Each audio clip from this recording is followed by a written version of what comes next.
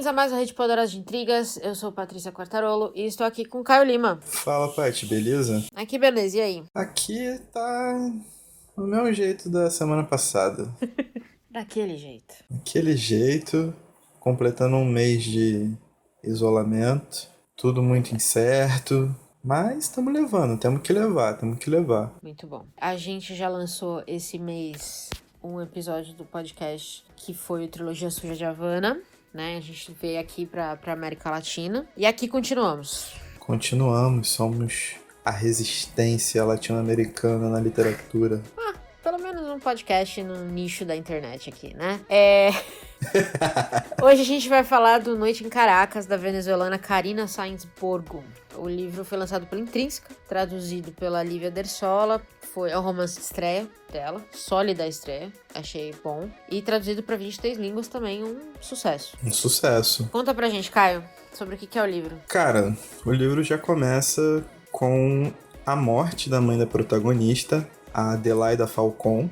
A Adelaida vive em Caracas somente com a mãe dela, então depois da morte da mãe ela tá sozinha no mundo, no meio de uma Caracas em chamas. Então, ao perder a âncora que ela tinha, ela se vê face a face com uma realidade cruel e tendo que lutar pela sobrevivência dela. E aí são fortes emoções. Acho que já vale avisar aos que estão ouvindo que este episódio pode ou não conter spoiler, ouça a sua própria decisão, porque tem partes do livro que a gente talvez não consiga falar sem contar um pouquinho do que acontece.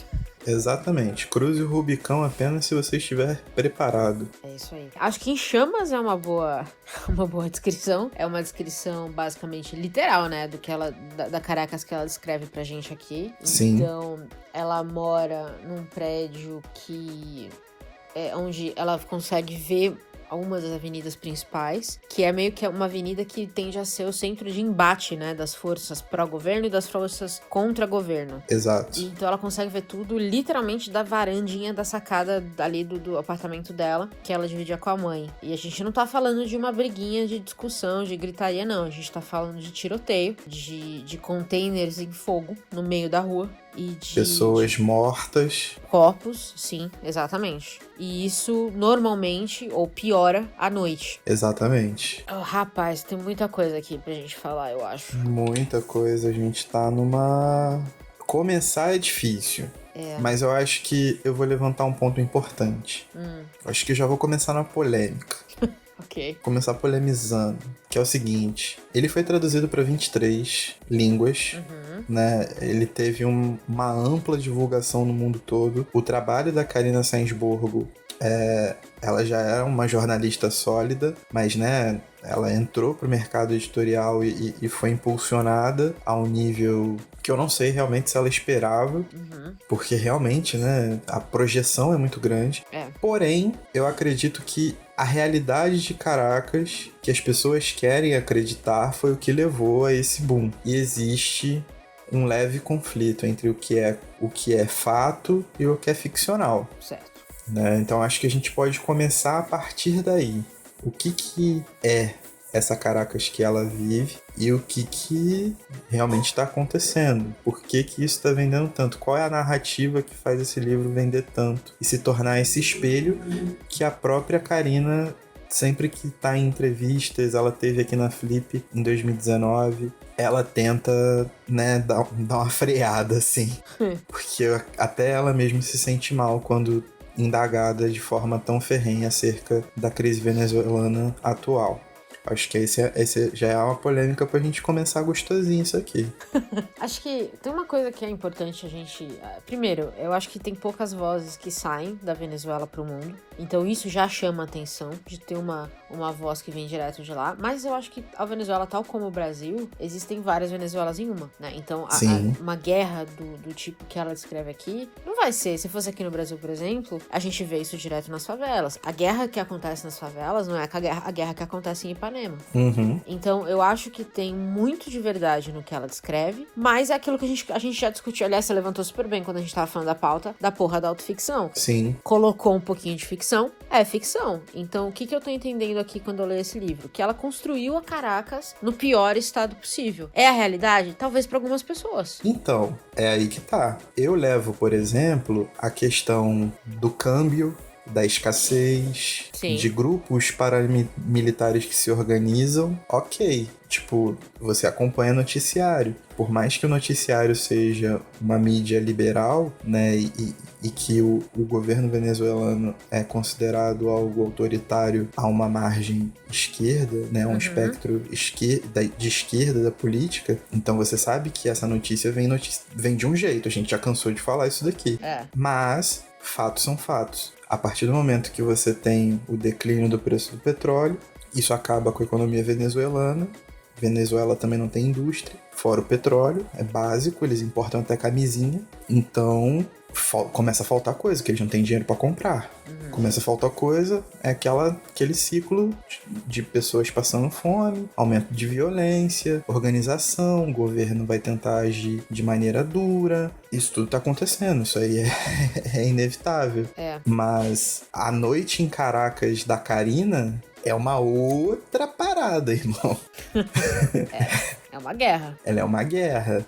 E ela é uma metáfora para várias outras paradas que acontecem, sacou? Ela faz vários flashbacks, ela explica várias situações da vida da Adelaida. Lembrando, existe uma personagem, existe uma persona aqui, que é a Adelaida Falcon. Ela rememora isso e nessa rememoração ela também traz vários fragmentos de um passado muito instável. É instável, mas aguentável, né? Aguentável, lógico. Quando ela conta um pouco da história da vizinha dela, a mãe da vizinha dela, na verdade, a Júlia, que veio pra Venezuela da Espanha nos anos 50, ela mandava dinheiro pra família na Espanha. Exato. Né? Então, assim, ela via uma Venezuela ali pronta pra crescer, pra se expandir. Tinha muita esperança. Tem muita esperança nessa parte, quando ela descreve a vida da Júlia, de como ela foi crescendo, de como ela foi cozinhando pra cada vez pessoas mais importantes, até que ela chegou a cozinhar pra cúpula do partido, que é considerado algo, né, na época, era algo muito positivo.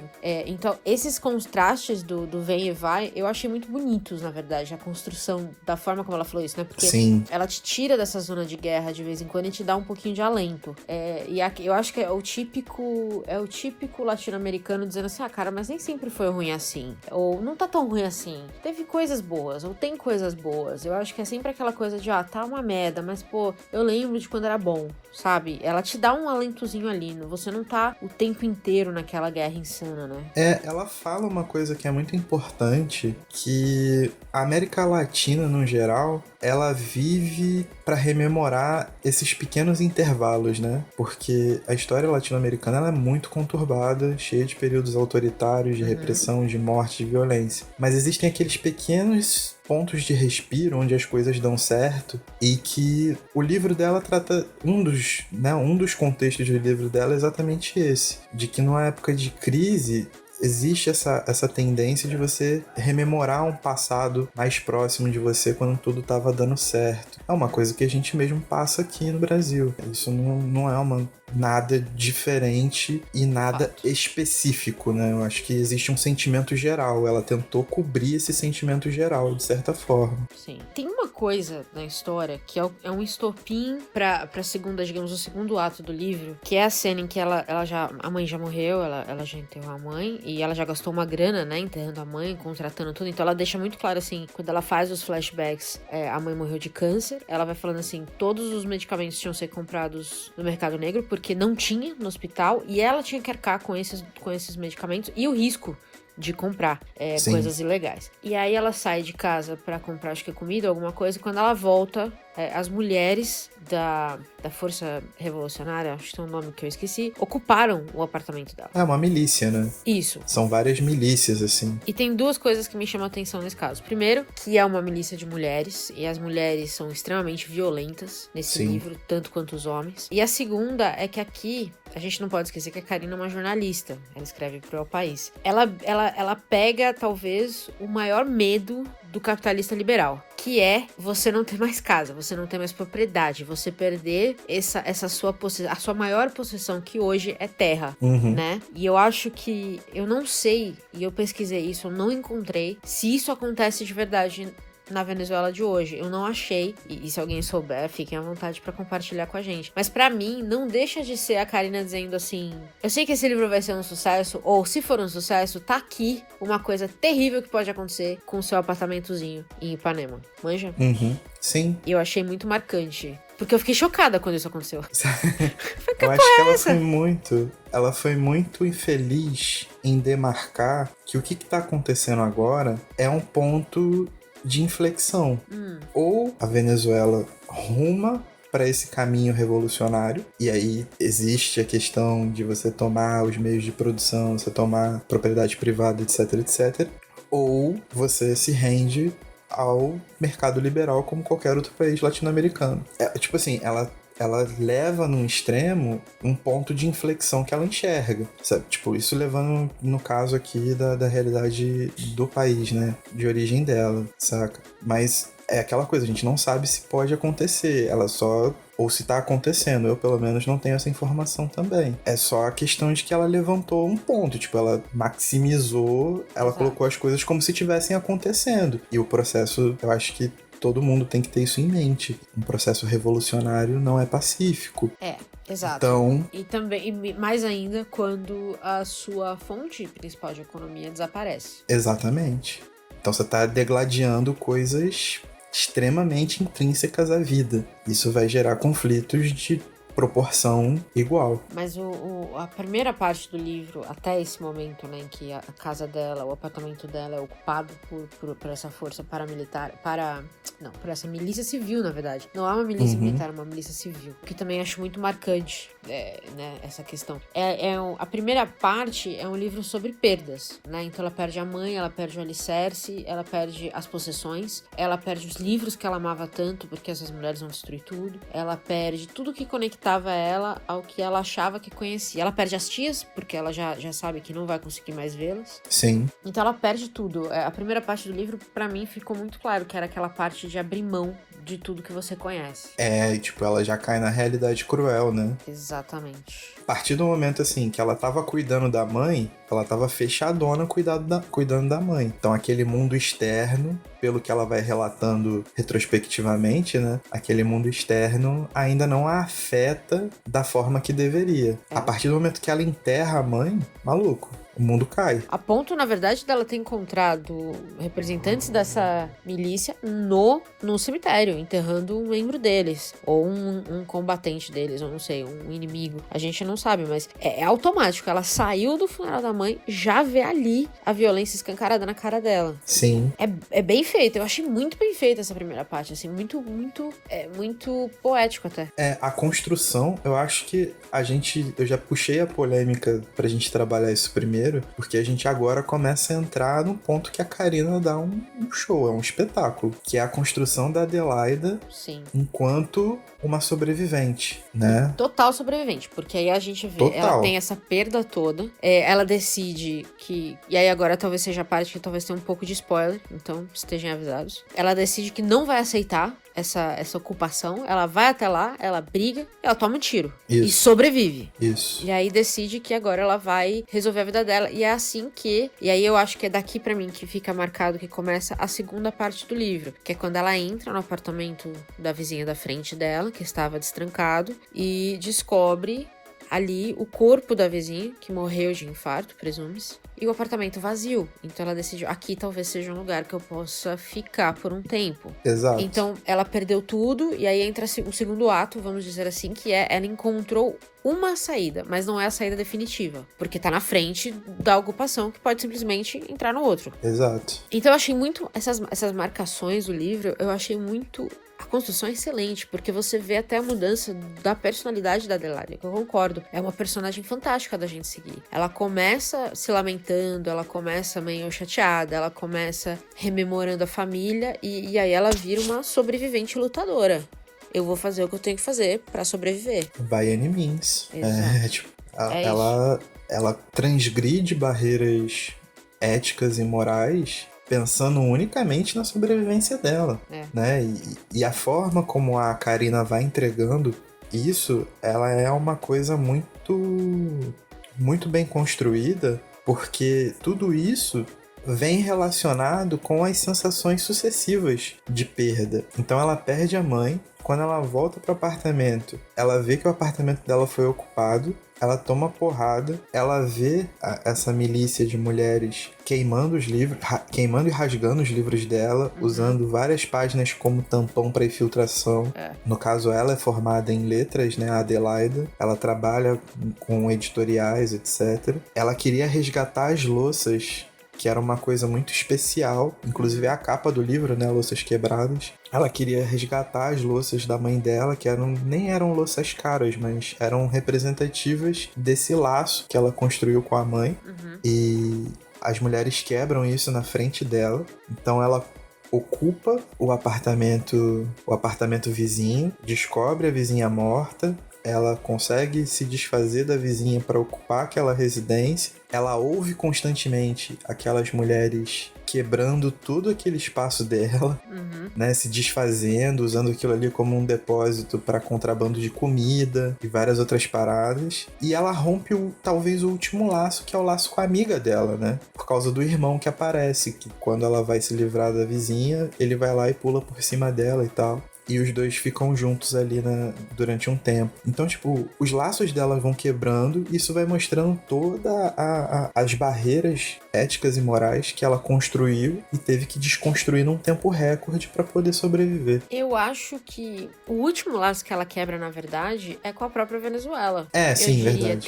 Tem uma história aqui muito bonita dessa questão de imigrante, né? Tanto que começa quando a vizinha espanhola e a mãe vêm pra cá, pra Venezuela. Então tem uma beleza na história delas de vida, elas vêm juntas. É só uma mãe e filha, então meio que é um espelho, né, da Adelaida com a própria mãe. Então elas vêm pra cá no momento de tentar uma vida e encontram algo muito bonito, que de repente se transforma num terror, que agora a Adelaida foge. Então essas mulheres, elas meio que transformam um ciclo, né? Um ciclo de vida, assim. E que passa pela imigração. Eu achei um artigo muito bonito no El País, que vai estar lá no nosso site também, na página do episódio, que é de uma venezuelana que migrou pro Chile. E ela disse que demorou 5 anos pra ter coragem. Quando ela efetivamente decidiu que ela queria sair, ela falou que é uma dificuldade absurda de você abandonar tudo que você conhece. E pra Adelaida, esse processo talvez tenha sido relativamente mais fácil, porque tudo que ela conhecia sumiu. Sim. Né? E a Carina deixa isso, ou cria isso de uma forma muito, muito bem feita. Então você entende muito bem que a Adelaida não tá indo pra Espanha porque ela quer ter uma vida... eu quero ficar rica e milionária. Ela não tem mais nada. Ela não tem mais nada pra que voltar. Outro spoilerzão aqui, mas não tô nem aí pra vocês. Ela assume outra identidade, né? Exato. Então ela fica naquele limbo de um passado que ela conhecia e que ela moldou toda a vida dela para aquilo, com o confronto de assumir uma outra identidade para abraçar uma outra família e sabe-se lá o que seria o futuro. Mas ela teve que deixar, ela teve que romper, né? Como você bem disse, isso se torna mais fácil por ela ir perdendo tudo num curto espaço de tempo, mas ainda assim ela teve que respirar muito fundo até tomar a decisão de fazer essa parada mesmo. Então, é uma construção assim muito complexa, muito rápida, mas que ela não se torna fugidia. Você tem a noção, até pelo livro ser narrado em primeira pessoa, mas a habilidade narrativa da Carina transforma cada passo desse em algo muito palpável. É como se fosse um degradê, né? Ela sai da perda até essa transição para outra identidade e você vai acompanhando isso de uma maneira muito ágil, mas muito visível, assim, é muito transparente também. É muito verossímil. Exato. Eu acho que é o tipo de coisa que você imagina assim, se eu estivesse na mesma situação, eu faria a mesma coisa. Porque faz sentido, dadas as circunstâncias que ela tem, né? Acho que ágil é uma boa palavra pra escrever o livro, porque ele é relativamente curto, né? A gente tá falando o quê? 240 páginas, um pouquinho menos. E dá pra ler, acho que eu comentei com você, eu li em um dia e meio, assim. Primeiro porque é tão rápido que você não consegue parar de ler, as coisas vão acontecendo muito rápido. E segundo porque acho que a escrita também é feita assim, né? A partir do momento que ela perdeu tudo, a gente precisa entender por que ela ainda tá vivendo. Porque tem essa história também. Qual que é o motivo dela tá ali brigando e tentando sobreviver? Eu acho que a Carina faz isso muito lindo, assim. É muito bonito de ler esse resgate da Adelaida, sabe? Por um motivo pra sobreviver, que é ela mesma, né? Então, Sim. assim, agora ela não tá mais cuidando da mãe, ela não tá mais indo visitar as tias, ela não tá mais dependendo do marido que faleceu, que morreu. Ela tem que sobreviver por ela. Ela tem que sobreviver por ela. E ela... ela é muito resiliente, né? Uhum. Ela é muito resiliente, tipo, ela toma as decisões muito rápido e convive com essas decisões de uma maneira muito madura até.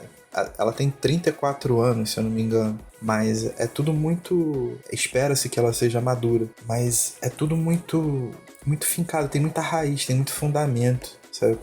Você percebe que ela é uma construção muito complexa de uma pessoa que realmente foi criada com princípios e nem precisa falar dos flashbacks, mas ela tem essa construção no modo como ela conduz a própria história. E outra parada também é que ela tem umas passagens muito bonitas, com umas metáforas que não são nada óbvias, assim. Não. Tem partes do livro que são quase... É muito poético. Mesmo muito. no caos, ela às vezes joga ali um pouquinho que é realmente bonito de ler, de verdade. Você fica porque é muito fácil você parecer piegas, né? Uma pessoa lutando pela liberdade, pela vida, pela sobrevivência. E a liberdade é como uma pomba branca numa ilha, essa coisa toda. Mas não. Tipo, tem umas paradas que não são nada óbvias. A caneta dela não pesa, ela não perde de vista pra cair num olhar utópico de uma vida nova. Ela é muito pé no chão. Eu acho que é uma corrida pela própria vida muito bem construída, assim, uma parada que tem muita coisa a agregar para quem lê, fora o prazer estético da leitura, né? Porque é uma leitura prazerosa, é uma leitura que você se sente bem lendo. Mas fora esse prazer estético, a questão informativa, criação de contexto, desenvolvimento narrativo, tudo isso é muito bem conduzido pela Carina. Teve alguma coisa no livro que você não gostou? Cara, acho que o que não gostou foi o que não gostei foi externo. Que foi essa questão do mercado por si só reduzir o trabalho dela como um retrato fiel do que é o país hoje. Sacou? E não, é um trabalho de ficção. Ela levou a discussão, ela levou dados e fatos e situações a um ponto que ela criou, sabe? Isso tem que ser respeitado. A ficção é ficção. Por mais que o autor tenha embasado, por mais que o autor queira passar uma mensagem, o que me parece é que ele é tomado como uma obra panfletária quando a própria autora está dizendo que não, tipo, o sentido de perda, o sentido da relação entre mãe e filha, o sentido de condição humana que eu quis dar aqui é muito maior do que o contexto de Caracas em si, sacou? Eu só usei uma ferramenta, sabe? Eu sei da importância disso, mas existem muitos aspectos na literatura da Carina Sainsborgo que sobressaem e muito o motivo pelo qual ele é vendido, digamos assim. Isso me incomodou bastante, mas eu fiquei feliz de ver que ela, nas entrevistas que ela faz, eu vi algumas, em todas elas ela fez questão de declarar que o propósito do livro é algo muito maior do que uma obra panfletária. Manja, isso eu achei uma parada maneira. Eu tenho uma que eu vi que ela falou exatamente isso. Tanto que ela não cita o nome de um governante. Nenhum. Em nenhum momento. Nenhum deles. Nenhum membro de governo, nem pró, nem contra, nem nada, é citado aqui. E ela falou isso também. Eu vi algumas entrevistas que ela falou: minha intenção não era fazer um livro político. É porque eu queria contar essa história de perda de mãe e filha.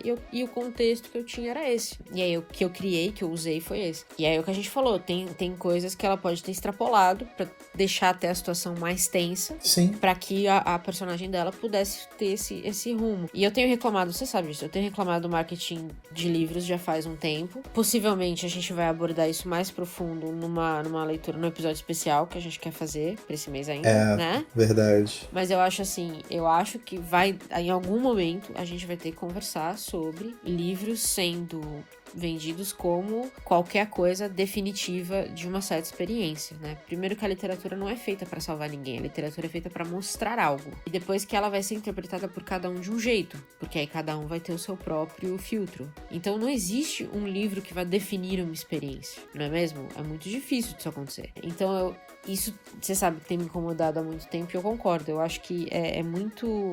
A gente não pode tirar o peso do que a Karina criou aqui, que é muito bom. É de verdade um livro muito bom, de uma história muito humana, pra dizer que olha como a Venezuela é uma merda. Então eu concordo, eu acho que esse talvez seja até um assuntinho aí pra gente debater mais a fundo, mas é algo que tem me incomodado há um tempo já e parece que só tá piorando. E até porque, mais uma vez, a gente reforça uma parada que a gente vem conversando constantemente. Que a gente tratou disso muito na série sobre o autoritarismo brasileiro. Depois chegou a falar muito também na série do Na Fissura e em outros episódios. É que todo o jornalismo, tudo isso, ele vem amarrado a um contexto, né? Exato. E o grande jornalismo de massa, ele não cobre a América Latina pra gente. A gente está aqui lidando com o Covid-19 nesse momento. Faça a reunião de notícias que você tem da América Latina e da África, por exemplo. É muito pouca coisa. Você sabe que no Equador colapsou, mas isso só chegou quando colapsou. Então é uma imagem de terror completo. A gente sabe alguma coisa da Argentina porque é o nosso principal vizinho. Mas de resto, cara, quase nulo. É zero, sacou? Sim. Exato. Então, de repente, existe um enfoque muito pesado numa relação com um país específico. Qual é o enfoque? Você sempre tem que estar se questionando, sacou? Não é questão de tipo, mídia golpista, que não sei o que, não sei o que, não sei o que. Eu acredito que a maioria dos veículos sejam, mas isso é uma opinião pessoal. Muito pessoal. Mas assim, existe a questão de você saber contextualizar por que eles estão mostrando isso agora, o que está acontecendo aqui, sabe? Como eu vou montar esse quadro. Então, isso ficou uma coisa tão grave que retirou o foco literário da Karina. O mérito literário dela, isso é uma obra de ficção, isso não é uma obra de jornalismo. Isso é uma obra de ficção. Há de ser dado a Karina antes de qualquer coisa, e acredito que é o que ela mais queira, pelo que eu vejo falar, é o mérito literário dela, mano. Tipo... Sabe o nível que chegou isso? O título original do livro é A Filha da Espanhola. Em todo lugar ele tá sendo traduzido como Noite em Caracas. Isso aí. Então, em todo lugar ele tá sendo vendido como... O Caracas vem bem na capa, assim, né? Então você já sabe que tem a ver com a Venezuela. Mas o título original dela não tinha essa pretensão. Não tinha. E a experiência dela com Caracas e com a Venezuela no geral, ela não passa por essa época, porque ela mora em Madrid desde 2006. Pois é.